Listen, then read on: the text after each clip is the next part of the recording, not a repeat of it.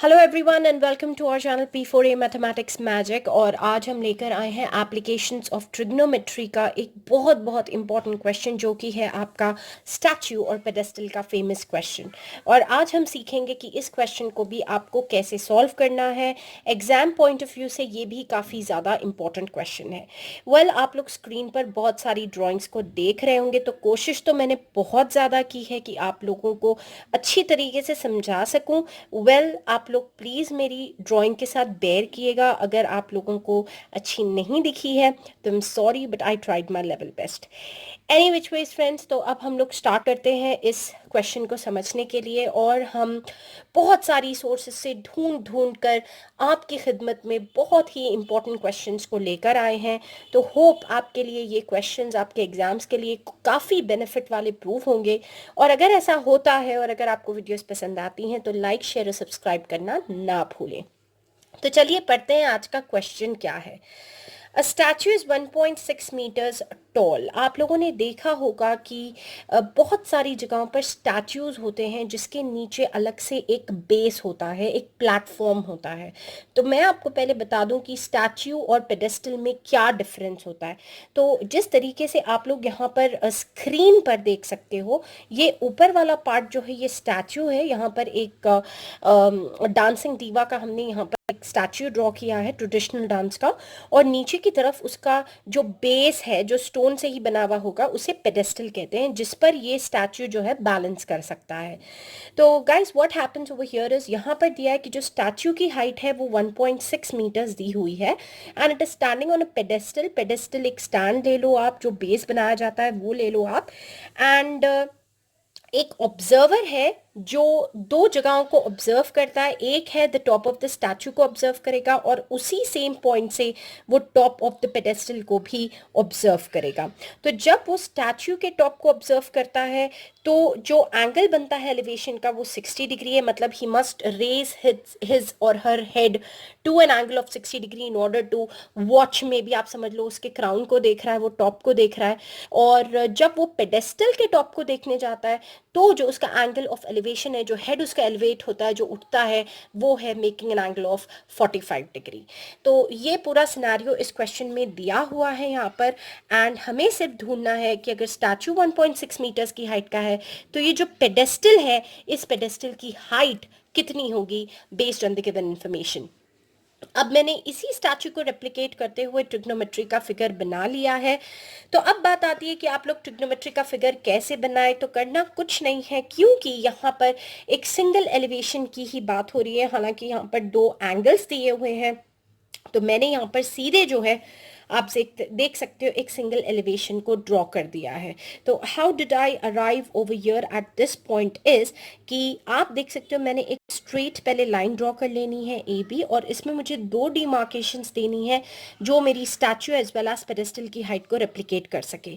तो यहाँ पर आप देख सकते हो ये जो ए डी है ये मैंने स्टैचू दे दिया है, और ए डी के नीचे का पार्ट जो होगा वो पेडेस्टल होगा। मैंने क्लियरली अपने फिगर में यहाँ पर मेंशन कर दिया है।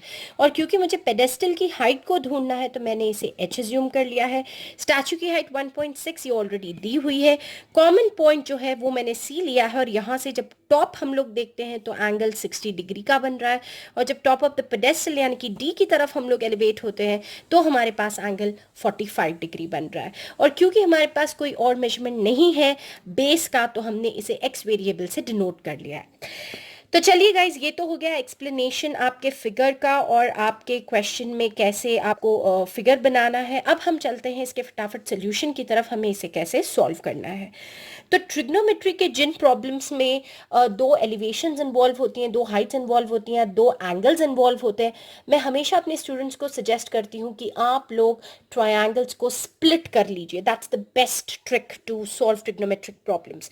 तो सोल्यूशन के लिए अगर आप देख सकते हो यहाँ पर प्रेफरेबली दो 90 डिग्री के ट्रायंगल्स बन रहे हैं। एक है ए बी सी, अगर आप देख सकते हो फिगर में एक टोटल बड़ा वाला ए बी सी बन रहा है, और उसी में एक और छोटा राइट एंगल ट्रायंगल बन रहा है डी बी सी। तो मैं अब करने वाली हूँ कि ए बी सी को अलग कर देने वाली हूँ और डी बी सी को भी मैं अलग कर देने वाली हूँ। This is going to be my strategy in solving this problem. तो पहले हम लोग जो भी हमने रिप्रेजेंटेशंस लिखी है वो लिख देते हैं यहाँ पर। तो we are just going to write down that let A D be the statue, और इसकी जो हाइट हमने ले रखी है is equal to 1.6 metres and these things show that how much organise you are in the question and how much knowledge about the chapter you are having. तो ये लिखना बहुत अच्छा हो जाता है, एग्जामिनर के लिए भी एक अच्छा इंप्रेशन फॉर्म कर देता है, फ्रेम कर देता है. Then I'm going to write down that let BD be the pedestal. तो क्योंकि जब आप ये सब लिख देते हो तो अगर लेमैन के सामने भी आप रखते हो तो वो रीड करके रिलेट कर सकता है. So that is what is the way to represent and present your question solution on which ever platform you are doing so. तो let BD be the pedestal हम लोग ले लेते हैं एंड ऑफ हाइट जो हमें यहाँ पर लेना है क्योंकि हमें ढूंढनी है हाइट, तो मैं यहाँ पर h मीटर से अज्यूम कर लेती हूँ. और उसके बाद हम लोग ज्यूम कर लेते हैं कि लेट BC जो है be equal to nothing but your x metres. अब हमें करना है इसे सॉल्व. तो करना कैसे सॉल्व है, तो मैं अब चलती हूँ मेरी दूसरी शीट की तरफ और ये जो मेरा पेरेंट ट्रायंगल है जो मैंने अभी क्वेश्चन के सॉल्यूशन में जो मेरा पेरेंट ट्रायंगल लिया है मैं उसे एक बार फिर से ड्रॉ कर लेती हूँ. So look what I am doing. आपको ये 2 बार ड्रॉ नहीं करना है friends because I have changed my paper over here, तो इसलिए मुझे यहाँ पर फिर से ड्रॉ करना पड़ रहा है. आपको ये मेहनत फिर से करने की कोई ज़रूरत नहीं पड़ेगी.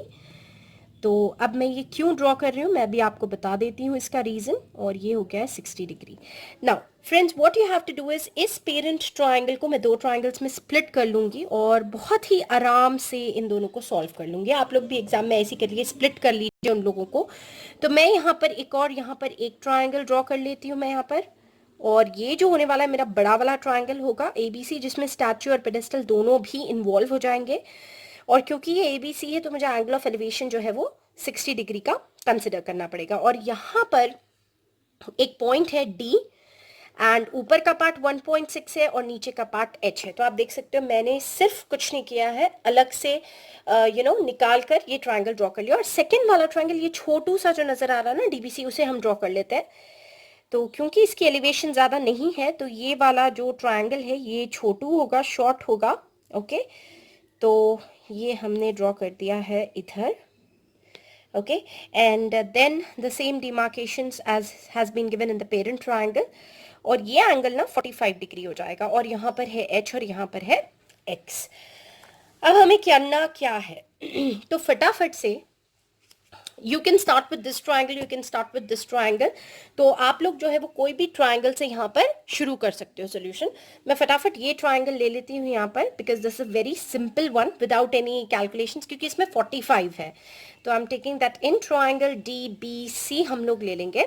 मैं फटाफट से लगा देती हूँ tan 45. आप कॉट भी यूज कर सकते हो, आप जिसमें ईज आपको दिखती है आप वो यूज कर सकते हो. वैसे भी tan 45 cot 45 तो tan 45 और cot 45 दोनों आपको 1 ही देने वाले हैं. और tan 45 की जो वैल्यू होती है वो है आपकी opposite divided by your adjacent side. या आप उसे लिख सकते हो कि this can also be given as your perpendicular by base. तो आपको जो भी फॉलो करना है टर्मिनोलॉजी आप लोग डेफिनेटली फॉलो कर सकते हो. हम लोग ऑपोजिट बाय एडजेसेंट फॉलो करते हैं.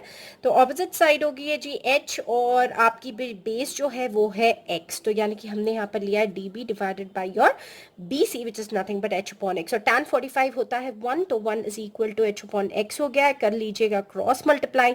तो इससे आपको मिलने वाला है H is equals to simply X और इसे हम लोग कर लेंगे अपना ब्लॉक एज अ रिजल्ट.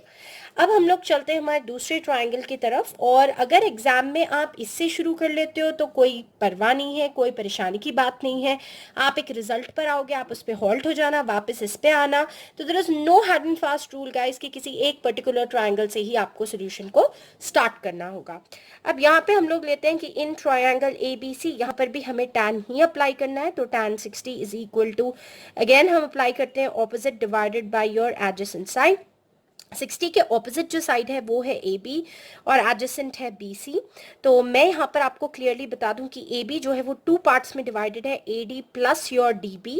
नीचे की तरफ हमारे पास BC आ चुका है. तो AD जो है दैट इज 1.6 आप फिगर में देख सकते हो और DB जो है वो H है और BC की वैल्यू X है. tan 60 की वैल्यू फ्रॉम द टेबल √3 है और टेबल की ट्रिक मैंने आपको मेरे प्रीवियस वीडियोस में बताई है. तो those who are new to my channel can definitely browse my previous videos. अब कर लेते हैं क्रॉस मल्टीप्लाई. तो क्रॉस मल्टीप्लाई करने पे हमें मिलेगा √3x is equal to 1.6 plus H. अब हमें करना क्या है, हमें इस्तेमाल करना है हमारा जो फर्स्ट रिजल्ट हमारे पास आया एच इक्वल्स टू एक्स, तो यूजिंग वन मैं कर लेती हूँ यहाँ पर, तो मेरे पास मिल जाएगा √3, क्योंकि मुझे फाइंड ही एच करना है जो कि हाइट ऑफ द पेडेस्टल है, तो x को हटा देते हैं और x की जगह पर h लगा देते हैं, क्योंकि h और x दोनों इक्वल है यहाँ पर, और ये हो गया 1.6 और प्लस h, लाइक टर्म्स को एक तरफ कर देंगे, I am just solving the equation in normal way, तो हमें मिलेगा √3h और प्लस h इधर जब आएगा तो बन जाएगा माइनस h। अब दोनों में से h कॉमन निकाल लीजिए, तो h कॉमन निकालने पे मिलने वाला है √3 माइनस 1 इक्वल्स टू 1.6, क्योंकि ये h निकला तो √3 रह गया, ये h निकला तो सिर्फ 1 रह गया। So now this implies h is equals to 1.6 के डिनोमिनेटर में चले जाएंगे √3 माइनस 1, क्योंकि मल्टीप्लीकेशन चेंजेस टू डिविजन। अब हमें इसे यहाँ पर नहीं छोड़ना है, we got to rationalise the denominator, तो रैशनलाइज करने के लिए हम जो है इसका कॉन्जुगेट पेयर लेंगे, यानी कि √3 माइनस 1 को हम लोग √3 प्लस 1 से ऊपर नीचे मल्टीप्लाई करेंगे। आई होप आप लोगों को आता है रैशनलाइजिंग द डिनोमिनेटर, यहाँ पे नेगेटिव है तो उसका उल्टा पॉजिटिव एक्सप्रेशन में लेकर सॉल्व करते हैं। सो h जो है आपको देगा 1.6 टाइम्स ऑफ √3 प्लस 1, और नीचे हमेशा आता है a minus B into a plus B, which is nothing but your famous identity a square minus b square, तो नीचे आ जाएगा √3 square minus 1 square, which is nothing but 1.6 into √3 plus 1 divided by आपका √3 का स्क्वायर 3 देगा और ये 1 होगा, so ultimately you're going to get 1.6 times of √3 plus 1 upon 2, तो ये हम कैंसिल कर देते हैं, तो the answer which you get is nothing but जो आपके रीडर्स से मैच होगा, देयरफॉर हम लोग लिख देते हैं यहाँ पर कि जो हाइट होगी ऑफ द पेडेस्टल, उसकी जो हाइट है वो हमें मिली है, height of the pedestal is equal to 0.8 into √3 plus 1 meters. तो आपके रीडर्स में जो आंसर होता है आपको उसी से मैच करना होता है, तो this is what is your answer. नहीं तो आप √3 की जगह 1.732 को भी सब्सटीट्यूट कर लेंगे और आपको 2.732 मिल जाएगा, और फिर ये दोनों वैल्यूज को मल्टीप्लाई करोगे तो आपको एक रैशनल नंबर या होल नंबर में आंसर आ सकता है ऑन राउंडिंग ऑफ। तो you can leave your answer over here also, this will match your reader, else you can substitute √3 is equals to 1.732। तो ये हो चुकी है आपका प्रॉब्लम का सोल्यूशन। उम्मीद करती हूँ कि आपको हमारे हर सॉल्यूशन की तरह ये सॉल्यूशन भी बहुत अच्छे तरीके से समझ में आएगा, और अगर समझ में आया है तो लाइक शेयर सब्सक्राइब करने से पीछे मत हटिएगा दोस्तों। सब्सक्रिप्शन बिल्कुल फ्री ऑफ कॉस्ट है, और हम जो भी मांग रहे हैं in return of our hard work ही मांग रहे हैं। तो चलिए अब चलते हैं आप लोगों के जोक ऑफ द डे की तरफ, which is gonna be a small and short and sweet refreshment for all my lovely students there.